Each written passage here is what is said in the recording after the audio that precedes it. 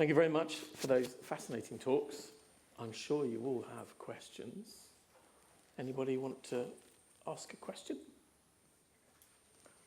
Gwen? No, I'll pick the one who was furthest away. Absolutely. Oh. Hello. Given our previous comments about our clients being not the greatest of stability and also moving more metadata caching to the client, is there some way to, or is there plans for Lustre to have some way to push that from the client side, if you're making, for instance, checkpoints, to the actual file system?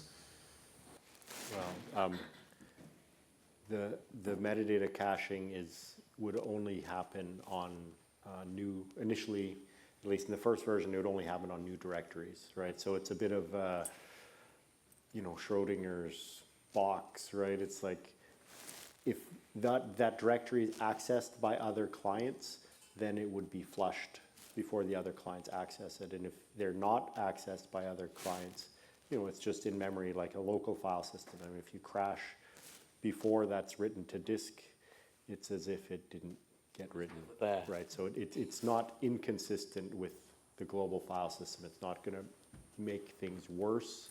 It's just faster to write it out, and in the 99% of the time, you'll get less waiting time from the application, and it will flush it out in the background based on memory or time or access by remote clients.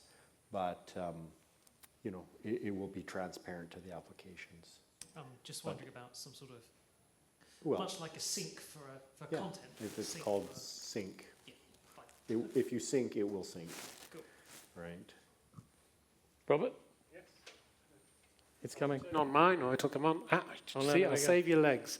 Am I right that the LNet project is somewhat standalone from the Lustre open source project still? Is there any chance, given its potential utility and what I've described, that they could eventually be merged? I mean, LNet and Lustre are generally developed together, right? And the main, I'd say we have 3 LNet developers right now working in WAM Cloud, and there's a couple of them at HPE, right? But it's all one project already.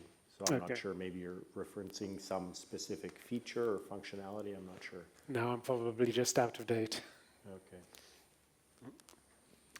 Anybody else? Or can we all feel the beer at the back of the room? Is that what's happening? Last chance? Nah. Okay. Oh, Gwen. Damn it, you weren't all Now officially the least popular person in the room. there. Sorry. Just a question. Have you seen any performance difference in your device bandwidth between virtual machines and physical? I mean, there is, with like those appliances, like I mentioned, they are, I think a lot of work has been done to kind of optimize that I/O path. So, the fact that, it is virtual machines running on the controller, but we're able to get, those kinds of numbers, and those are, very easy to hit kind of numbers. Like, so in a single, like 2U appliance, getting like 90 gigabytes a second read.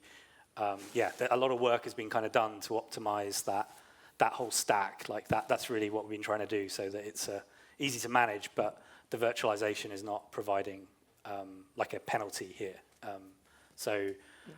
I don't have like a specific comparison to give, but that isn't like like the limitation for us. It's really, we tend to be more limited by things like the memory bandwidth in the controller, or just actually like getting enough CPU into particular, like the thermal limits, right, of the chassis and things like that to keep it small.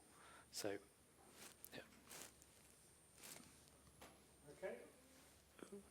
Is that it? In which case, I think this is going to be a challenge. We should thank Rich for kicking off the early session, Gwen, Michaela, Frank, Andreas, and Matt for the talks, Vic for keeping people under control. So first of all, thanks to the speakers again. I think it's appropriate.